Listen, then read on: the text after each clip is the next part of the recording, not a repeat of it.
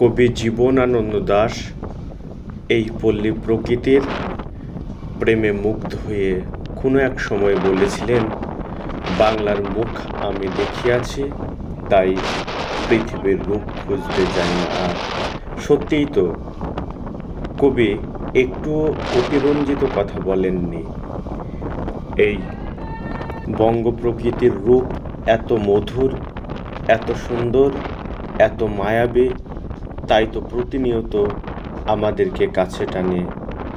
আর আমরা এখন বেরিয়ে পড়লাম সন্ধ্যার মাহেন্দ্রক্ষণে এই প্রকৃতির দর্শনে। আবার অন্যভাবে বলতে গেলে, প্রকৃতির যেমন তার মাহাত্ম্য, তার রূপ, তার রস, তার গন্ধ বোঝা মুশকিল, ঠিক সেই রকমভাবে একটা নারী হৃদয়ের রহস্য বোঝা আমার মতো ছাপোষা মানুষের অনেকটাই মুশকিল।